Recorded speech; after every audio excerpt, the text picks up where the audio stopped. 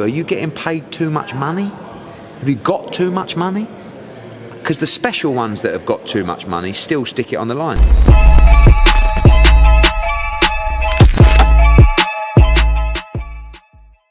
Going on to Warrington Wood, where do you think the loser goes in this? Because there's still some big fights to be made. Yeah, I think it depends. If you move up in weight, you go and have a big fight internationally. It depends what you want.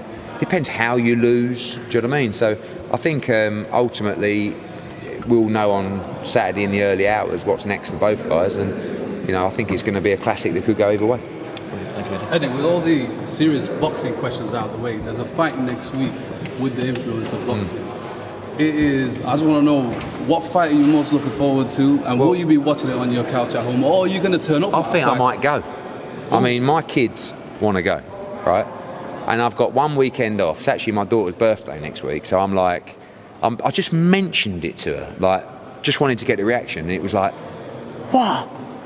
You know, what, we can go to that fight? I'm like, oh my God. So I might be bullied into it, but I've got to say, you know, for me, that world is not a world that I can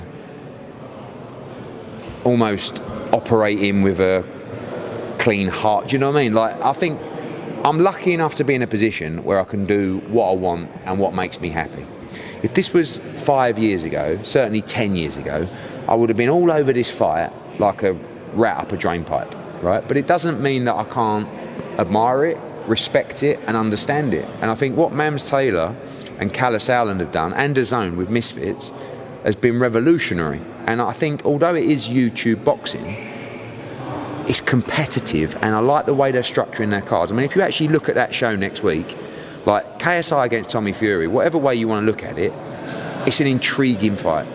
Dillon Danis against Logan Paul, if this fight happens, I mean, yeah, but like, I mean, like, the build-up has been unbelievable. And even Slim against Salt Pappy, right? I mean, who can forget that one? But it's just a really good card. So, and the numbers, listen, don't forget, I work for DAZN. So anything that benefits DAZN, they could knock in 1 million subscribers next week, which is great for us, it's great for boxing. Now, people say, oh, they won't watch boxing. Well, that's DAZN's job from there, to interact with those subscribers, to make them watch boxing, right? So I think it's good all round. We just got to remember, you got boxing and you got Misfits or YouTube boxing. Totally different, totally separate thing. But that card is at least a little bit closer to boxing.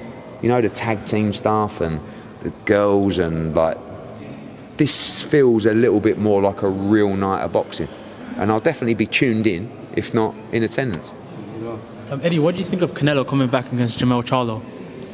I thought he looked good. I thought, I knew he'd come back with a little bit more vengeance. I thought Charlo was just like, I don't know, it's like, even when Golovkin fought Canelo, he never, in the third fight, it's like, I don't know, are you getting paid too much money? Have you got too much money? Because the special ones that have got too much money still stick it on the line. Canelo, AJ, but it almost looked like Charlo was like, I'm getting, I don't know what he got, 8 million, 10 million. And I was like, okay, it's almost like, let's not hurt each other in here tonight. I'm just going to get our money. And it's like, all the talk about legacy, sticking it online. A lot of fighters go, I'd rather get knocked out, carried out, than lose on points. But actually, how many fight like that? You got 2 of them fighting like that on Saturday. So, but really disappointing fight, awful. Seeing Jermell jump up 2 weight classes and not really make a dent in Canelo, does that kind of put a pin in that whole Crawford versus Canelo talk? I think so, yeah. I mean, Crawford would have much more desire, but there's weight classes for a reason, and we always forget that in boxing. I've been guilty in the past of having a fighter step up a couple of divisions. Oh, he struggles at that weight, he'll be fine up at that weight.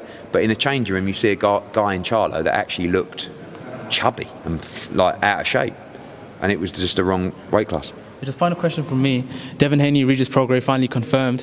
What sort of deal is that with Devin Haney? Is it just one fight? One fight with matching rights for the future as well. So look, you know, he promised me he'd be back after he won the Undisputed, and he's done that. So our job to give him the best fights, but he's got his hands full with Regis Prograis, who's fully confident. Eddie, where does Canelo go from here? Who do you want to see? He can fight. You know, I think the plan would have been to do Charlo and then have a really competitive fight and then fight the brother. But now that's dead because the fight was. You know, so Benavidez, I think, is the fight, but I don't think they'll do that fight till next year. So it's going to be interesting to see who they choose for September. And what about Bivol? rematch with Pitt? Is that still on the cards? We'd love to make it, but whether they'll do it or not is another question. Okay.